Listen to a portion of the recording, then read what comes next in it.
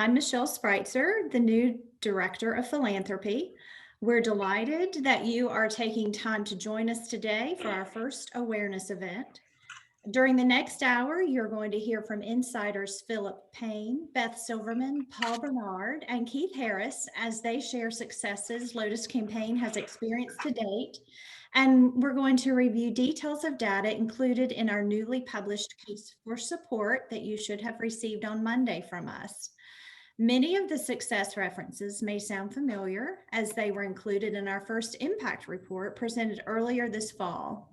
We also have some very special guests representing our community partners, both in person here with us today and in previously recorded interviews. Please know that this is our first presentation via Zoom, so you are part of a dress rehearsal, so to speak, as we prepare for future virtual events. A couple of quick housekeeping items. This session is being recorded. Please remain on mute during the presentation. And finally, should you have questions or comments, we will be monitoring the chat feature for a Q&A about halfway through our time together. And now I would like to turn the program over to our chairman, Philip Payne. Hello, everybody. I'd like to thank each of you for attending today. As Michelle just mentioned, this is the first time we've given this presentation. Today's program was designed to reflect the thoughts and comments so many of you have provided over the past few months. We appreciate those suggestions and hope you will provide additional feedback following this event. Your continued involvement is essential as we try to craft our message. So I'm going to turn it over now to Lotus's Executive Director, Beth Silverman. Hi, everyone. We'll kick it off, and I'd like to welcome Elizabeth Kurtz, who is the Chief Housing Officer for Charlotte Family Housing, one of our nonprofit partners, whose mission is to empower working families experiencing homelessness through housing, supportive services, and advocacy. I've asked Elizabeth to join me today to share some of her experiences as one of our partners on how the Lotus campaign has impacted Charlotte Family Housing, the families they serve, and what is so groundbreaking about our model in terms of their work. So with that, I'm gonna let Elizabeth get us started with a few thoughts. Thanks, Beth.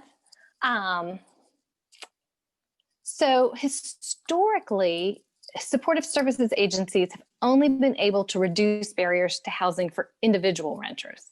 We could assist with paying off old debts or funding a security deposit. And while those were important, we were still left begging for housing providers to take a chance on renters who had past evictions, landlord debt, or low credit scores.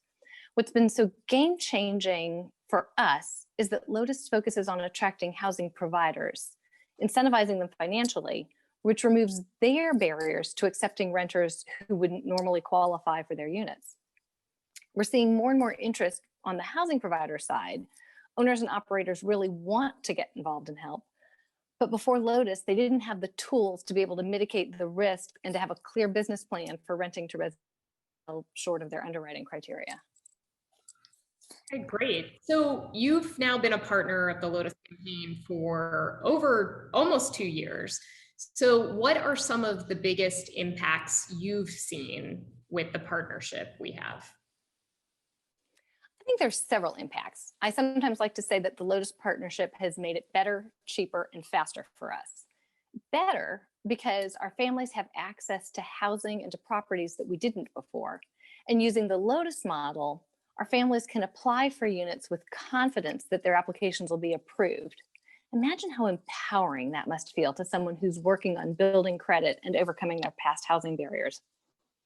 And then it's cheaper because we don't have to pay things like double security deposits or administrative fees. It reduces our average cost per move by about $800 for our Lotus campaign households over our non-Lotus families. And that really adds up. And then it's faster because from the time of application to move in for a Lotus family, it's about 23% faster than our non-Lotus families. It's about 16 days on average. Not only does that get families stable and moving towards their goals more quickly, But it increases the throughput for CFH families coming through our shelter system. We're able to serve more families. And it takes away a concern that property owners have about incremental vacancy loss for applicants with a voucher or a subsidy. So it really is a win-win-win. Great. And so as a leader in the field of human services, specifically geared towards addressing homelessness and housing, why do you think partnerships like the one you have with the Lotus campaign are important? So for many years, homelessness has been viewed as a state of being rather than a temporary condition that somebody finds themselves in. We're not really trying to solve homelessness. We're addressing the challenges or the barriers that caused somebody to become homeless in the first place. Studies have shown that stable housing is a key component to long-term success, especially for children. So making sure that our families have a safe, decent, and affordable home is job one for CFH. But job two then is to provide the services and the interventions that families need in order to achieve their long-term goals. I always think of the process as a lever, with housing being the fulcrum.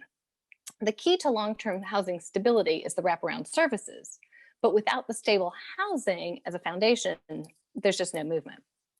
And CFH actually tracks our families for 2 years after they leave the program. We really want to make sure that the program's effective. 95% of our surveyed families are still maintaining stable housing at that 24-month mark. And of the families that we've served over the past year, 21 have reported that they purchased a home. So with the support of Lotus campaign, we're able to create stable renters who in turn become stable property tax paying homeowners. And that's an impactful thing. And the effects are multi-generational. When I spoke a few minutes ago about an $800 savings per household, that pales in comparison to the long-term ROI of the generational impact of moving families from homelessness to homeownership. Thank you so much, Elizabeth, for sharing your experiences with us. That's very helpful to understand how it's impacting all the great work you already do. So next, I'd really like to let you guys hear directly from someone who's impacted from housing, from our landlord participation program. So I'd like to introduce Stanley McAdoo. He is a Lotus-sponsored resident who was housed through a partnership with A Roof Above, one of our nonprofit partners, whose mission is to work to end homelessness, and the Lotus campaign. So I'm going to let Stanley share his story directly with you.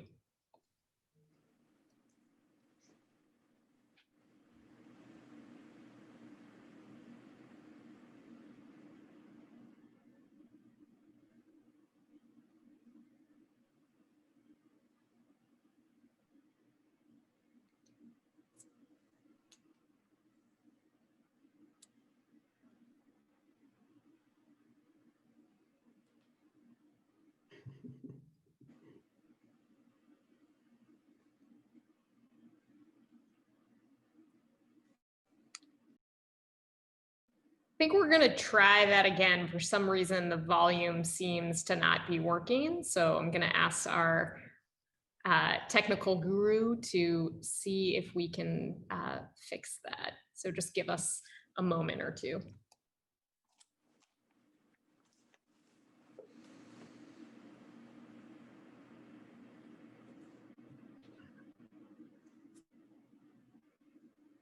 Well,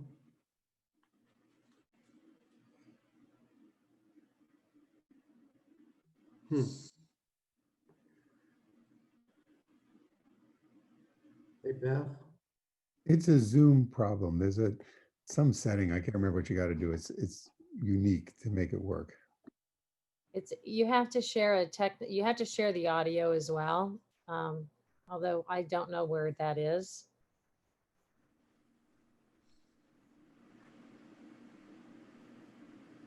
Give us a minute. We're working behind the scenes with.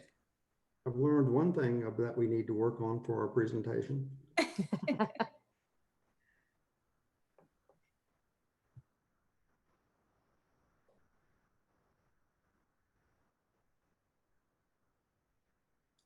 Beth, are you not hearing the audio? No. I don't think anyone is. So, Okay. so maybe you could just pull up the YouTube link. Certainly. Or we can just keep going at this stage and I'll find it, and bring it back later. That's what I'm gonna suggest. Let's just keep Great. going. So, I think it's important that everybody make sure that all of you are acquainted with our board, executive team, our board of directors, and our board of advisors. The members of our small yet powerful executive team are Beth Silverman, our executive director, and Michelle Spreitzer, our director of philanthropy. As one of our co-founders, Beth has been with us since the very start, and Michelle just started 2 weeks ago with us, and we feel blessed to have somebody with her background and experience to help us get going. The board of directors, in addition to Beth and me, our board of directors include Stephen Blank, Molly McCabe, who was also one of our co-founders, and their newest member, Paul Bernard. I would be remiss if I didn't acknowledge our board of advisors who were instrumental in our growth and development. So we really appreciate all the work you guys have done. As I just mentioned, Paul is our newest member, and I've asked Paul to take a couple minutes to tell you a little bit about himself and why he agreed to join us. Well, thank you, Phil, and thank everyone for joining in on this call. Let me first start with just, Philip, thank you, Mary Ruth, Molly, Stephen, Beth, all you guys for your courage, compassion, and this spirit of innovation and urgency in terms of launching the Lotus campaign. I appreciated about a year ago, Beth asked me to lend a voice to the advisory committee. I appreciate the model, which to me aspires to add this valued connection between the private sector, the public sector, philanthropic and social sectors. Just so that you know, I come to this work both professionally and through my volunteer experiences in Pennsylvania and Maryland and Michigan, as well as Missouri. I also come to this work from a holistic perspective in terms of spreading peace through prosperity and assisting in terms of building people up, building communities up and place. And lastly, I come to this work with a fundamental just respect for people and for humanity. I believe, the Lotus campaign and Lotus, where home does equal hope, it represents that possibility of restoration, which goes beyond the needed solutions for just homelessness and affordable housing. And so I'm honored to join the current board, to add a voice and join you in this important work at this specifically important time in our history where we as a community have become so disconnected. So thank you. Thank you, Paul. Before we go on, there is one thing I do want to make everybody aware of. Mary Ruth Payne, my wife, who is frequently referred to around here as the godmother of Lotus, has decided to resign from the board of directors and will now be on the board of advisors going forward. So, Michelle, it's back to you. Yeah, so Paul, we want to go back and just say thank you so much for saying yes, and also for sharing your voice this morning and your thoughts and your why. We greatly appreciate that and know that you will be valuable in this entire process as we continue to move forward. At this time, I'd like to welcome Keith Harris, the Executive Vice President for Aberneth Capital Management and a member of Lotus's Board of Advisors. Keith, I'm going to turn things over to you as you do a type of interview with Philip about how he sees the Lotus model as a positive disruptor and the impact that Lotus has already made. Thanks, Michelle, and welcome aboard. Thank Very you. excited to have you. Hello, everybody. I run acquisitions here at Aberneth Capital. We are in the affordable housing space, and I have spent my career in commercial real estate with a heavy focus on multifamily and a passion for the affordable housing world sitting on the board of another nonprofit in similar space, and having a wife who has spent years in the homeless world dealing with HUD's funding and the difficulties that come along with that. Nonetheless, very passionate about the needs in our country, as Paul said, no more so in history than today. And having run into Beth and Molly at a Terwilliger Center Affordable Housing Conference 2 years ago, was pretty excited to learn about Lotus and what it does, and it immediately started a sparkle in my brain. So I'm was thrilled to be asked to participate, and look forward to working with the team to help the organization grow. And as Phil and I have spent quite a bit of time together and chatted about Lotus, I thought it'd be a great chance for me to ask some of the questions in front of you that always go through my brain. So Phil, I've heard you talk about Lotus as being unique, and you've told me in a lot of different ways, but maybe you could tell this group why you think that's the case. Yeah. Lotus was founded on the belief that the issue of homelessness is simply too large for government and traditional nonprofits to address without the active participation of the for-profit real estate community. There are lots of excellent programs out there and a great many good people working on this issue, but they've been constrained by a lack of adequate funding and a lack of available housing. The goal of the Lotus campaign is to increase the supply of housing units for use by people who have been homeless by engaging the private real estate community and the private investment community. The Lotus campaign is designed, and so far has been fortunate enough to operate without the use of any government funds. And we do this by partnering with private sector multifamily property owners and the nonprofit social service organizations. You know, Phil, the Lotus has several different legs to its structure. Maybe you could tell the group briefly how it's structured and set up. Well, we have 3 core programs, which is the landlord participation program, acquisitions program, and an educational program. And while each of these programs is actually designed to address very particular needs, in combination, they actually offer their most benefit as a comprehensive approach to addressing homelessness. Maybe you can give a quick overview of each of these. Okay, we'll do it, and I'm going to stay at a fairly high level. We'll give you lots of materials to read where if you want more detail. And graphics. Yeah. So let's start with the landlord participation program.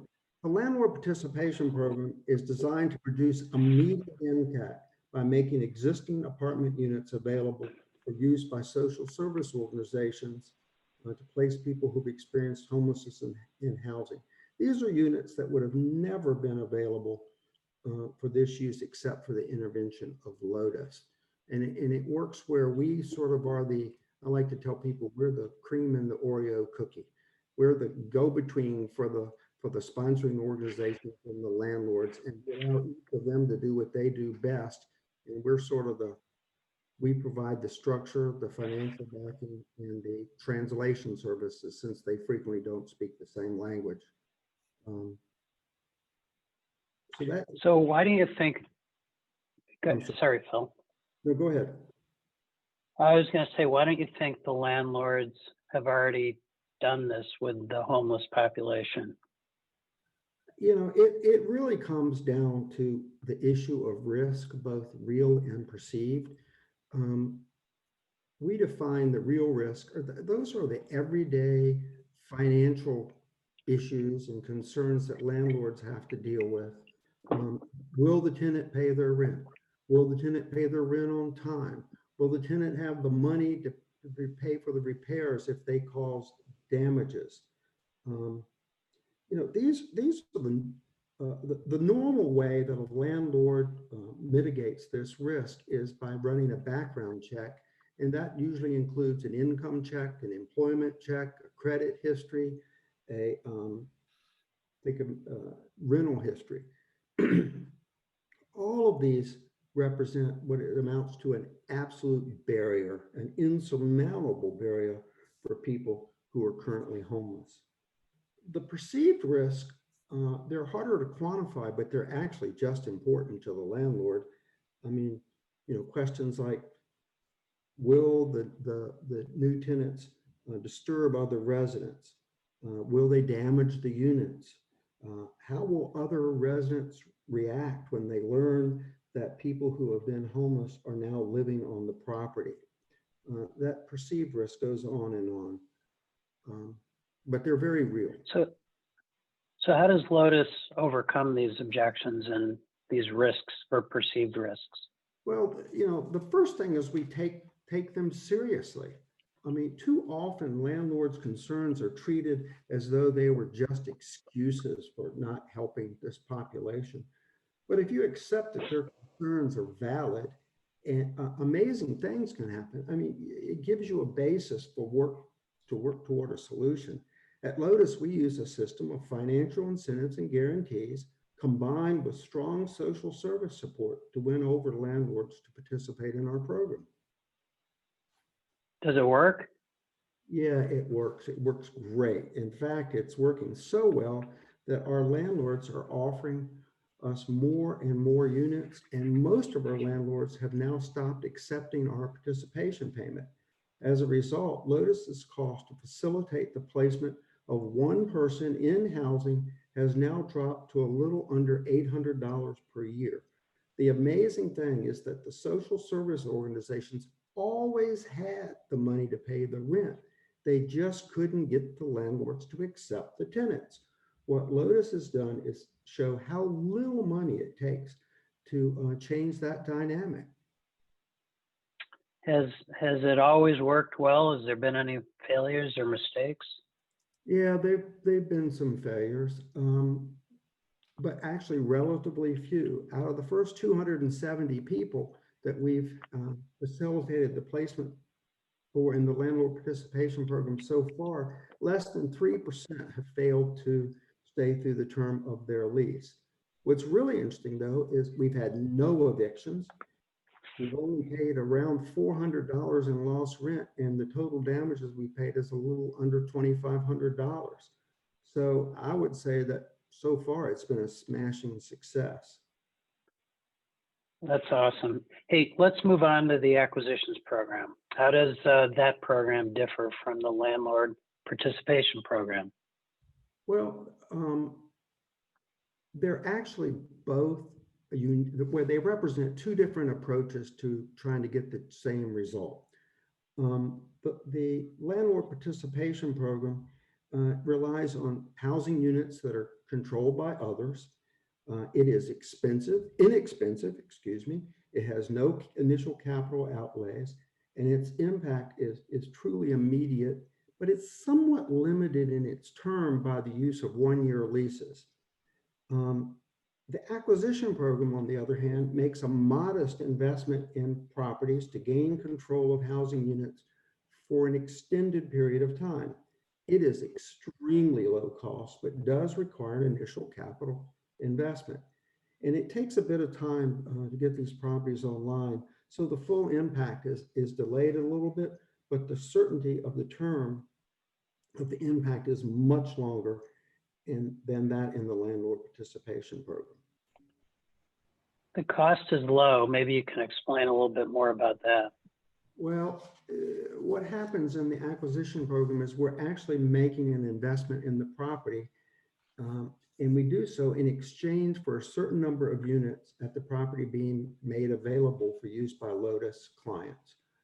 But in addition to that, Lotus gets a current return on its investment, and then at sale or refinance, Lotus will receive a return of its investment plus a share of the profits. Sharon Crossing, if we can go back one slide, Sharon Crossing is a good example of that. By the way, Sorry about that. Sharon Crossing is a good example of that. Lotus and Friends invested $300,000 in what is a total of a $17 million project.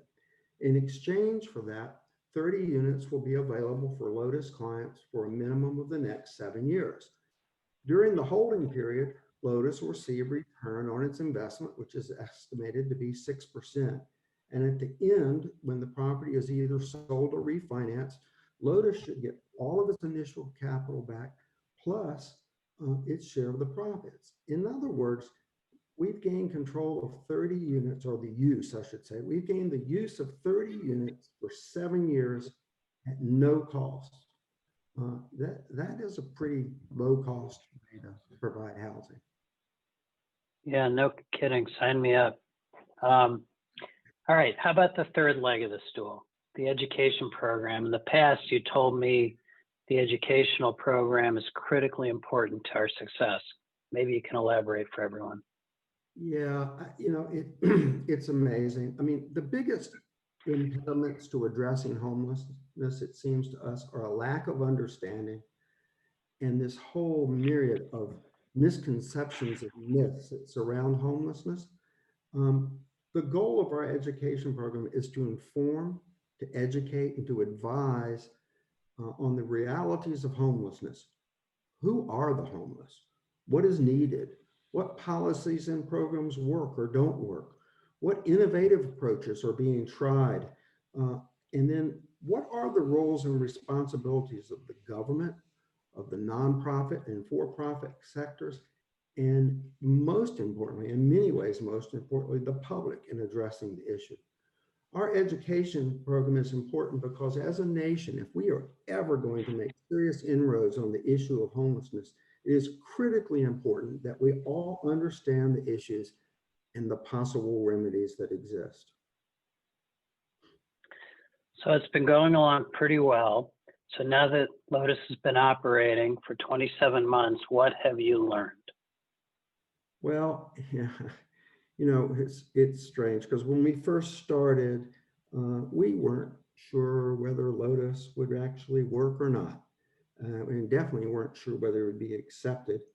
In fact, there were a surprisingly large number of people who were not the least bit shy about telling us it wasn't going to work. But we decided the only way to truly find out was just to go to work and try it and see what happened. And so there are some key things that we've learned.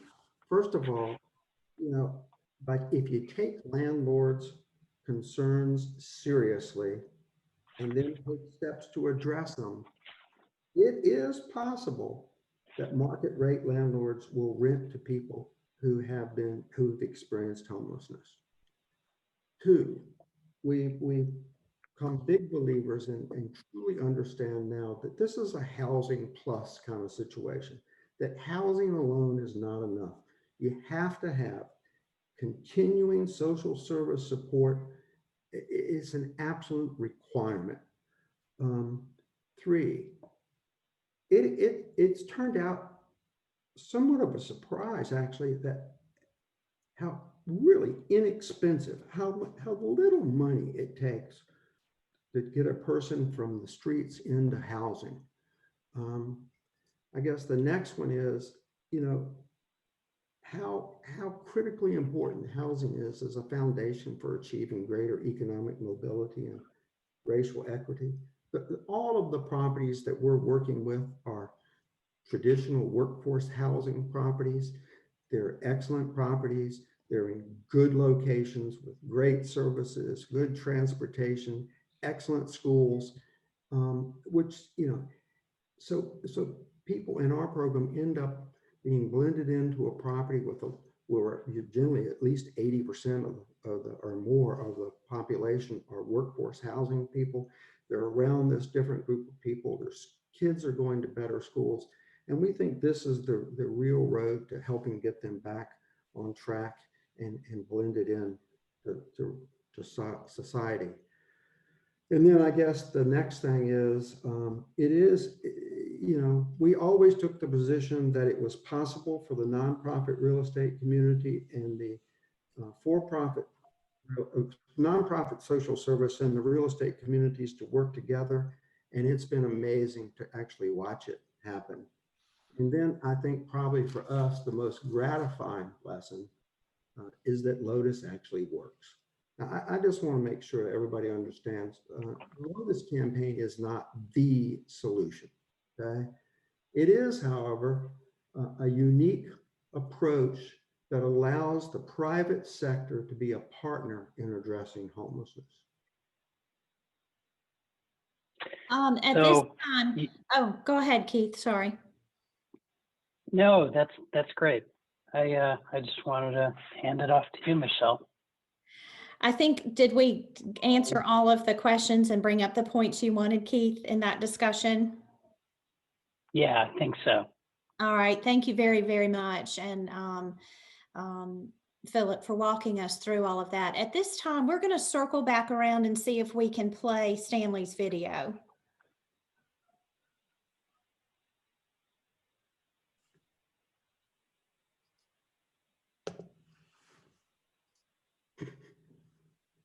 Otherwise, we have to play Hollywood Squares because we're on here. Yeah. My name is Stanley McAdoo. I'm a resident of Kimberly Glen, and I've been here for about 3 months. Can you hear it? Can you hear it?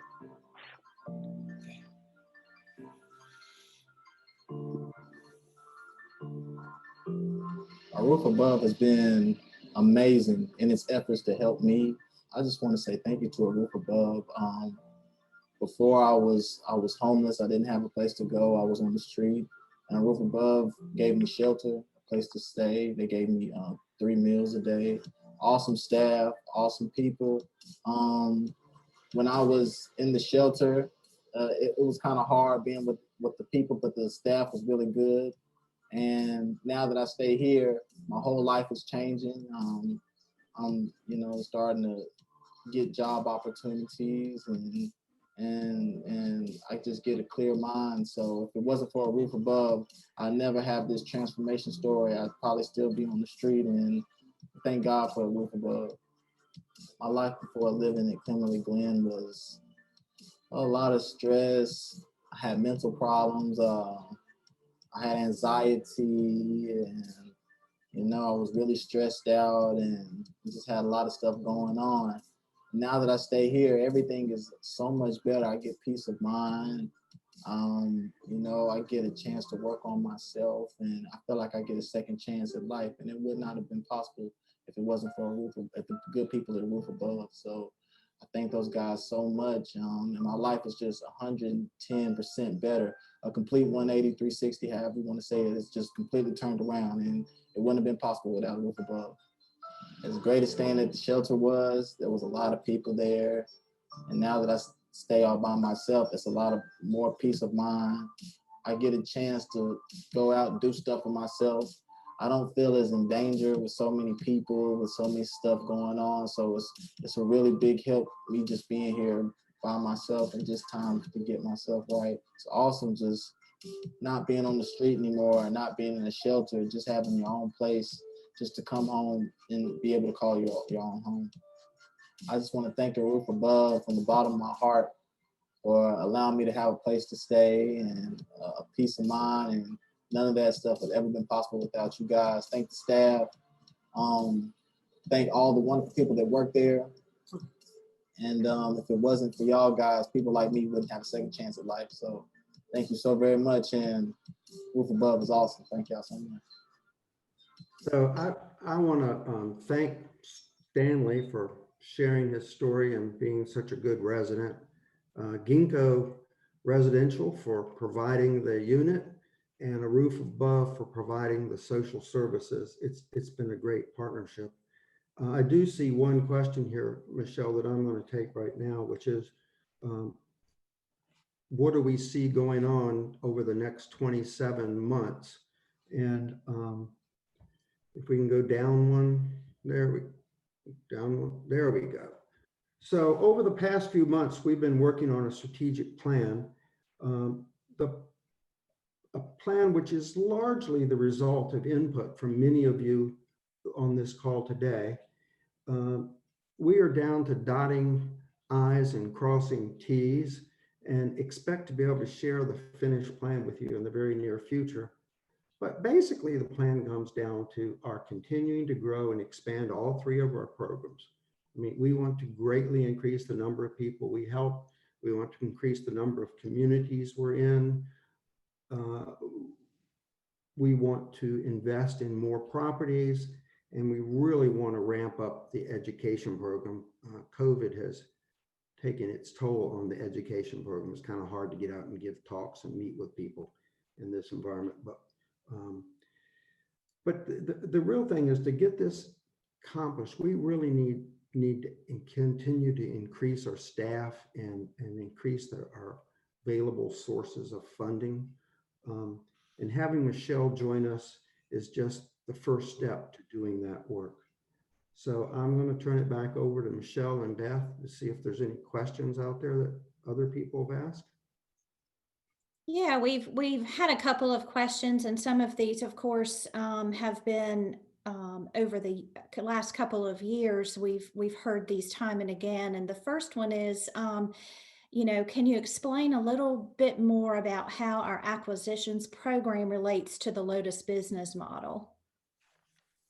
That's a great question. The acquisitions program really has two main goals. One, it's to increase supply and really solve for medium and long-term impact, but it's also a revenue stream for the organization. So our goal over time is that our acquisitions pipeline is large enough that it offsets the operations of the organization, diversifying our sources of revenue, and really helps ensure that Lotus is not solely dependent on philanthropic donations. But, again, it's also solving for that more medium and long-term supply of available housing. Great. And so another question that often comes up is, especially whenever we're going out for philanthropic dollars, is if funding doesn't pay for rent, what does it go for? So that is a great question, one of my favorites. Before we launched Lotus, we really studied what a person who's experiencing homelessness, what their path to housing looks like, what works, what creates barriers, and who might not actively be part of the solution. So what we found is that many of our nonprofit partners don't have any issues with funding to pay for rent, but it's really these hidden costs, things like renter's insurance, application fees, inspection fees, and security deposits that begin to create huge barriers. And if you add on top of that a landlord's reluctance to take on a risky tenant, you've really got some economic and perception barriers. So what Lotus really is doing is breaking down those economic barriers. We pay for things like the application fee, renter's insurance for a year up front, inspection fees, and because we're providing a participation payment, there is not a security deposit, but it's also those perception barriers that we're breaking down, which ultimately provide access and open up doors that are creating lasting relationships with folks in the real estate community. And Michelle, if I can add to that, I mean, I think the thing that people don't seem to understand is that the sponsoring organizations always had the money to pay rent. That's not been the obstacle. The obstacle is just getting over that hump of getting the landlord to accept the resident. And so our money is going to get people over through that, to get the door open so that they can actually live there. Yeah, thank you both. So the final question, unless I've missed one here, is that we have heard you mention several times about scaling Lotus. Can we speak more about that? Yes. So as Phil mentioned, we're really focusing right now on investing in Lotus's operations and governance.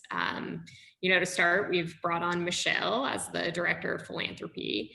And we also plan to scale in one community this year and really test how the model works in a different market. There are things that are going to need to be tweaked, but sort of the next stage of how you demonstrate impact is you do it somewhere else and you figure out how to make it work in a different market. So that's really what's on tap, both in terms of internally at Lotus and then taking our model to another community. And I think it's important to note that, we've had, I would say, probably 25 or so different communities of different sizes, some larger cities, some mid-scale cities reach out to us about partnering and bringing a landlord participation program pilot to their communities. So this is the year to try to do that. COVID, or not, I think it's possible, and that's really where we're going to focus some efforts. All right, that's all the questions that I had. I think, Beth, you were gonna. Yeah. Okay, great. So now you got to hear from Stanley, somewhat out of order, but we'd really like to now let you hear the perspective from one of our participating landlords. So I'd like for you to meet Daniel Levine, who's the founder of Levine Properties, to share his story as one of our very first landlords to join our landlord participation program. Beth, tech support here. I'm going to try the video within the PowerPoint. If the moment you don't hear him, give me a thumbs up. We'll switch to the other option. Great. Hello, I'm Daniel Levine, and I'm a founder of Levine Properties here in Charlotte.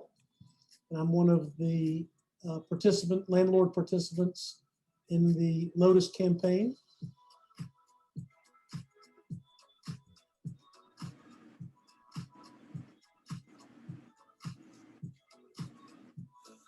As a native Charlottean, I've seen our city grow over the years, and part of the growth has been the increase in the homeless population and people that need affordable and workforce housing.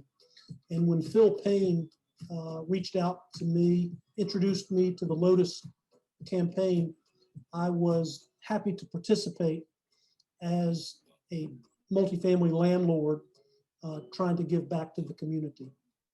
And so over the years, recognizing that there is such a substantial need for a variety of affordable and workforce housing, and the numbers seem to grow year after year, we had never been approached to participate in these kinds of programs. But again, Phil Payne reached out and explained to me how the Lotus program worked, and it was really very easy for us to participate given the way he put the program together. And I think we've been involved now for 2.5, 3 years. It's really gone flawlessly. One of the great benefits that Lotus brings to the table is the support services that they wrap around the folks that they work with at particularly our property. And in fact, their selection has been so marvelous. This young lady and her son have really become model residents within our community. And I think it has to do with the way in which Lotus envelops those residents with all of the support services necessary to help them become meaningful participants, not only in our community, but in their own lives.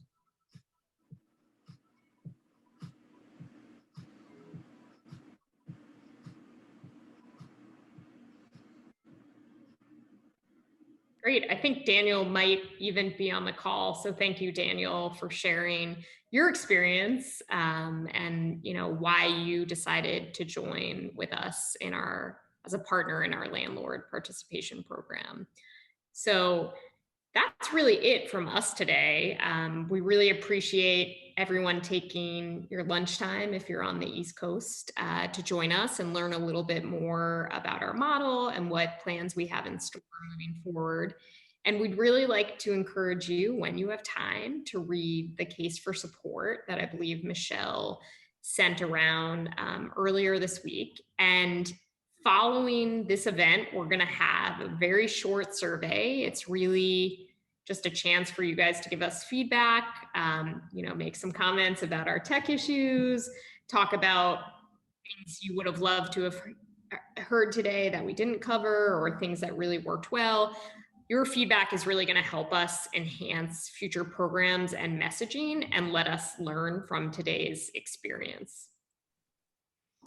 Yeah, so I'd just like to reiterate Beth's comments and thanking you for your time today, and let you all know that I am just thrilled to be a part of the Lotus team, and I really look forward to meeting each one of you one-on-one here soon, if not in person, another Zoom.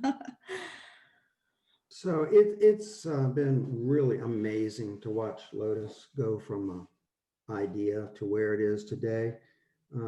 We're excited about where Lotus is headed. We actually believe that we are right on the cusp of having a significant voice and impact on homelessness across the nation. We want you to know how much we actually appreciate all that you've done to help us get to this point, and hope you will continue to support us as we work to propel Lotus to its full potential.